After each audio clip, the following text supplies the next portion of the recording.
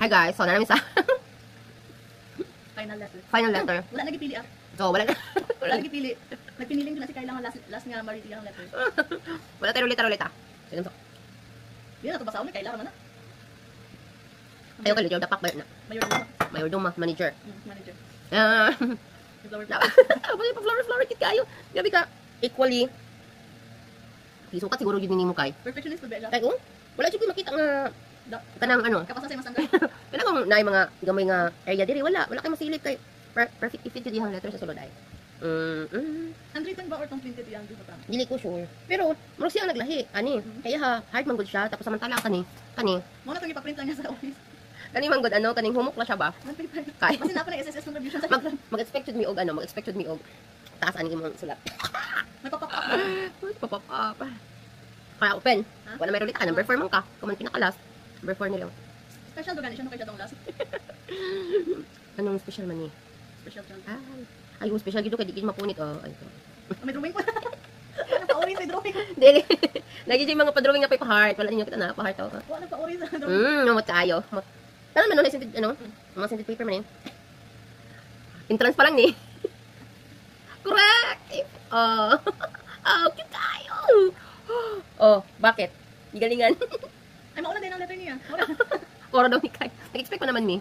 Uli. Cute doon. Kasi pang entrance. May pa-card. Correct. And then, the final 10. Magabi. Muta ko eh. Maning i-print. Printed ang ipaan niya. Ganahan ko sa color. Favorite color na ako. Tara na. Para sila ni Jean. Sa Jean kay. Morosalin na lang, wala na kay choice. Kanina lang yung mga ati Jean. Taas ka! Ayun, nakita nila ako sa TV-TV. Handwritten, oy. Handwritten. Sure ka? Ay, dili. Dili. Printed. Nge. Pero ka naman, oy. Taas ka, ayaw, grabe. Ay, naka-justify. Correct. Naka-justify kay. Ang letter, naka-justify. Diba? So, perfect, naka-justify. Nagawa ko pag-lesson sa justify. Kaya ba, kani ano dyan siya, kanina ba sa gilid, wala yung naglagpas. Meaning, kung magsulit sa letter, dapat naka-justify dyan na always. Napasado na. Lahat na to. This is not handwritten. This is not diba? Dear Ate Lotlot. Taas kayo, good ba? Wait lang, mag-background music ka. Wait lang, mag-background music daw tayo. Magkalain na noon. Maala-ala. Sige, pagdali, dugaya sa music, oy. Makapiright na, sa bagong yun na. Okay, dear Ate Lotlot. Asa ba ba? This is not a handwritten letter. Bawal ako next time, te. Mag-expect ko kay. Medyo gipit yun sa time to rewrite ang letter, kay medyo pangit yun ko ugagi. Uy, dyan na gani, Ala ka dyan. Ay, sorry dyan. Ala ka dyan. Ay, dali, ano ba, bahag, gi-handwritten yun to niya. Blackouts. Grabe ka. Bad, ay, pagbad. Happy birthday, te. Medyo struggle ang daghan ka, di ba? Medyo struggle ang daghan kayo og trials this birthday Nemo. Nemo. Laban lang jud ta always, te. As always, naginaingon ako. Nagabelieve jud ko nga dili nagahatag si Lord og trials na dili na to kaya i-overcome. True. Pero medyo sunod-sunod ni karon ti ay. Favorite ko ni Lord. Pero I know na ma-overcome lang ni Nemo kay dili uso mag-give up ani na pamilya. No. Walay mo give up. Hi, sa man kay, oy, mo kay ko kay. Tilot-lot, thank you so much for being a wonderful person. Not to exaggerate, pero thank you for your existence diri sa world. Oy, same. Same mo ni Rain. Ginapa-happy ni mong everyone with your jolly and happy personality. Thank you kaayo kay naalang ka always para maminaw sa ako ate. Paminaw kay ha, maminaw jud ka always. Kay mo pa nila, Miss Lee, ko na ko yang linya nga padulong pa lang ka, pabalik na ako. Thank you for welcoming me sa inyong balay despite na wala pa ganit na kay to na time. First ato na ko sa inyong balay na anak ko nabitbit pag uli na girlfriend. Yes. Thank you for being a strong person, T. Isa ka sa mga people na gina-look up nako. Thank you so much. Thank you so much. Sa imong pag-protect sa ako and sa tanan na advice na ginaingon nimo sa ako, te. I genuinely appreciate tanan nimo na ginaingon ako, te. You are a good person, te, and kabalo si Lord ana. Untay hatag ni Lord ang imong mga prayers, te. I know how hard you worked for it. Tilot-lot, I appreciate you, te. I appreciate your kindness, your willingness to help to others despite na nag-struggle, nag-ani ka? Nag-ani ka. I appreciate all the sacrifices na ginahimo nimo, te. Blessing ka sa imong family and sa among ate. Thank you. Without you, dili me in ani ka close. Without you, dili na mo mami si Ate Hazel. Kaya thankful jud ko kay Lord na gipamitan ninyo, te. God knows unsa ko ka-grateful na amo te sa ako ang life. Tilot-lot, I know you have so many insecurities and questions sa imong life now. However, believe me, te, never ka maging useless. Never ka maging walay pulos. It's always na ko nigingon. Never ka naging kana lang.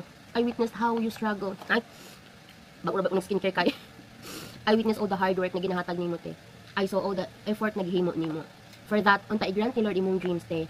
Karon maybe one of the toughest parts sa imong life, pero always remember tina na alam mi diri ah. I will always be your weirdo.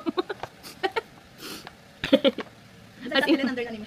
Bisag katilin under jud na niya. Sa mukha. Despite dili ta relatives tay pero gina-consider jud ka na ate nako. Usahay second parent na gani. Medyo dramatic nakaayo ko diri na part ha. Thankful jud kaayo ko sa imuha. Sa inyo ni Ate Kazel, never i-question ang ka-thankful. Oy, never. Kabalo ko na tanan nga ano na kay makakita pa na speech. Let us stay special people to each other despite na lahi na ang workplace nato karon and maski bulag-bulag ta og work pohon. Tilot-lot always nako ni balik-balikon dili kayo sa respect. You are special in your own right. You may find the happiness, peace, and solace you deserve, especially nowadays. Ay kabalo ko how you body needed peace now. For your birthday, I wish nothing but the best in life. Happiest birthday sa pinaka-pretty naman natin. Gibaw ya. Stay beautiful, tilot-lot. May God bless you always. Apil mo always akong prayers. Oh. Wala dyan kilain. Wala dyan mi lain pangayoon sa inyo kundi prayer. Paliban sa inyo hanggang support financially. Ay, Kayla me. Yeah, sometimes good makafeel man gud useless. Mao pa na kong ginainon ni. Kaya na kung gusto nako hatagag solusyon ang tanan. Mao pa na problem nako na gusto nako hatagan og solusyon ang tanan. Pero dili man jud nako nakaya nga ako ang tanan problema. Pero inani lang jud ko. Pero night times good na kanang maghilak ko. Di na makabalo sa atin ni Kazel kay kabalo ko mas sad siya kung makabalo siya. Pero ambot oy. Wala man ko naka-question kayo sa mga sunod-sunod din na panghitabo. Pag atong February kay heartbeat until karon nga March. Grabe gyud. Like Lord, favorite ba ko nimo karon nga month? Sunod na katong problem sa mga nagabot si Kayla sa atong life. Napansin lang ako. No, they are one of the solution gyud. Like sila gid. Kasi Kayla man. Grabe kay. Like sila gid ni Rain, sila ni Jana, all the girls. Bisag kapoy na siya no? Like tong wedding, tong paglipat nato. Paglipat. Since naglipat ta never ta nagkaroon ng girls, girls, even ang girls. Na siya, ang mga girls kapoy na pero siya karon asa man ta kay magkapat ta, tama balik pa ta isa pa kabalik ana. Paglingkod siya, mas palingkuron niya ako bisag. Kapoy pod siya. Oo, bisag kapoy pod siya, palingkuron niya ako tapos siya na siya. Wala may ko ang taas ako na. Sabi na tong birthday ni Heartbeat atol sa mga bata, kon sa mga bata. Na si Rain. Ano kung dili mo makabalik din kay magparanoid mo akong mind. Sumama ko Rain, please paki-contact sila. Atong kasal. Kasal. Like anak ko. Wala event sa atong life nga wala sila. Nadili sila hands-on sa tanan. Because I trust them more. Oo. And grabe man ang observation ni Kayla. Observant kaayo. So nalata sa mga impression ni Kayla. Mga qualities. Grabe ka observant ka. As in, masyak gani ko na even ang brand sa baso na gusto nako. Hala. Like, even sa music ni Scotty. Ano pa? Daghan. Food. Grabe si Kayla ka. Tapos isa lang yung katanaw, wala ka pa nag-imon good. Okay, masama. Ba't ano lang niya? Una ba yun ako impression kay Kayla? Kasi kung imo siyang gi-istorya sa ako. Nga snabasig. Dili ko ganang kay Kayla. Hindi na ganan sa imo kay. Nya ako kay dili man gud ko ano, dili ko kanang mahusga ko diretso. Mo ana ko always na basin ano lang, basin kanang ano lang siya. Chat din ako si Jill. May interview nila Kayla. Interview nag-chat din ako si Jill. Si ano lang pilion. Si Jana. Gay ko chat na ako si Jill, dili si Kayla pilion na. Una si Jana kay na ano man. Next starter sa interview. Wala may choice.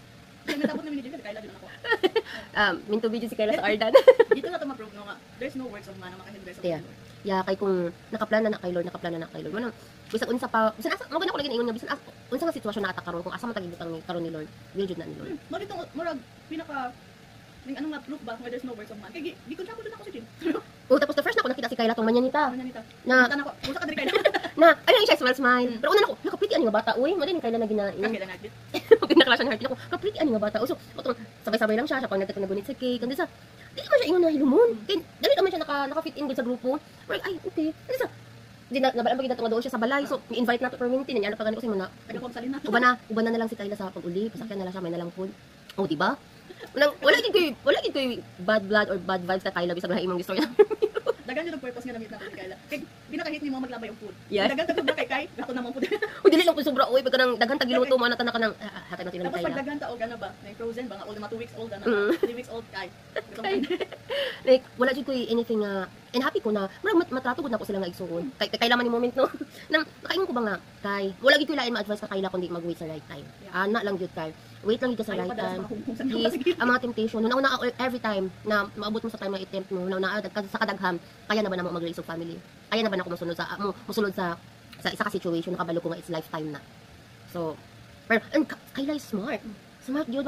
And same na sila nila ni Rain ba, nila Jana, nila ni Gina. Ako kasi sila kanang maabot pagid sa life. It's because nagasugod pa man sila, nangapa pa sila, nagagain pa lang sila experience. Pero once ka na mo naana sila sa mga years na kaya na nila mag-risk, ay Diyos ko, pila na ako kanigid sila ang magdala og kanang padato nato.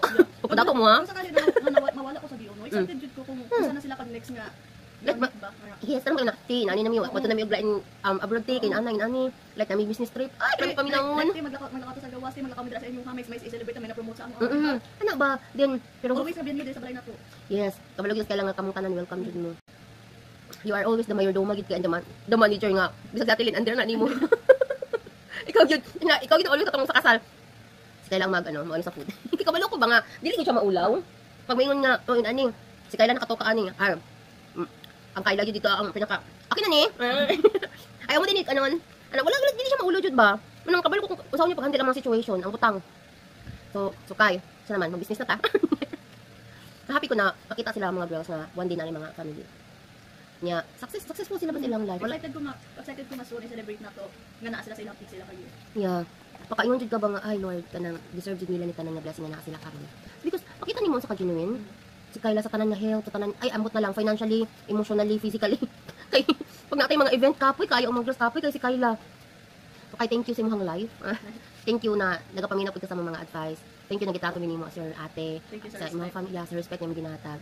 Kanang wala lang jud nilain gina-pray, wala jud nilain gusto makita sa imong life kundi mag-success jud ka. And be humble lang jud all the time. Kay kabalo mi na, naku pagig kag maatuan, naku pagig kag maabot sa life. Dili lang kapang bio, okay? Hindi na siya humble. Dahil mga motor niya sa live, bahala po basta hilas. I mean, ano lang man na iya ha? Pero I mean, in general ba? She's humble yun. And, papahan siya, wala ito, pretty, smart, mo lang si Heartbeat, nagka-crush ay mga kayo Hindi na joke graphic. crush jud ka ni Heartbeat, kay smart ka, pretty daw ka. Then, Magkasundo sila sa tanan niya. din lahi ang smile ni Heartbeat yung ati Kayla. At least ba, na siya someone ba na maliban kay Leo when it comes to saving sa money, na siya another areas ba, na siya, ma-inspire siya, na siya ginalook up. Kasi rin ginalook up niya sa chess, sa pa, piano. So, na yung mga skills na different na areas na gina-look up si Heartbeat sa mga girls. So, sige na, ano na kay Jana? Pretty lang kita dyan. Hindi siya bububog. Ay, yung bububog. Dili ako nag-mention siya. Kay Jen man po, ano man po siya, kanang smart naman po siya kay ate niya. So, I mean, happy ko ba nga, na yung mga ate si Heartbeat na pwede niya ni makuha ng mga traits ba, mga good side sa mga girls. So, kung bless mo nga naging part mo sa inyong life, mas naging bless ni nga na naging part mo sa among life. Kay kabalok kamo gid sila na mga tao gid no makaingon jud ta na delay nato tanan. Na in anime mo problem, in anime ka happy, in anime ka sad. In anime jud ta, in anime ka maldita. I mean, never mi backbone kita lang jud ato. Yeah, never ta nagkaroon og support system. But pag abot nila sa tuang life, sila ang naging backbone nato, sila ang naging support system nato nga never nato magyat sa ato ang family. So, thank you Kai, thank you girls, thank you sa inyong tanan gyud. Like kung wala mi gi-blessed sa mga friends before, mas gi-bless ni karon. Tama gid si Lord because 2024 daghan ka sa akong mga friends ang gipang cut off jud nako. Like nag-close jud ko og door, nag-step back jud ko is because kapoy nakaayo ko sa mga scenario nga pabalik-balik lang. And karon sobra-sobra ami nag-bless ni Lord niya na amo. Kung wala mi kabalon sa kanang pag-survive amo ang March. Wala jud mi kabalon saon. Like mas gitanggal ninyo ang stress sa ako ang part. Mas gi-carry pa ninyo ang stress nako kaysa ako ang mag-carry. Nang sobra-sobra jud ko ka-bless. Maabot jud ang panahon, mabawi jud ko sa inyo ha. Kapatatunan ko ni Lord mao. Ayla. Giligapon mo pwede magtapat ni Francis matulog kung kamo lang. Pero kabalo ka kay nga wala jud nila ang gusto para sa imo. Tanan jud is the best para sa imo. Ay maging successful jud ko always na ako always ko nag-pray nga. Akong prayer mo kay dili na ako fire pero nag-pray jud ko nga kamo tanan pakita na mo one day na mag-success. Nga na may financial stability. No? Happy ang family. Maabot ninyo kung sa man gusto ninyo abuton sa life. Basta be humble lang jud. And just keep going. Narami all the time ni kami natin kay jud ni mawala for better and for worse jud ang tanan. Wala na mo choice. Kay part kami sa inyong life, part kami sa inyong pamilya. Okay? I love you. See you sa April 5. See you sa Saturday.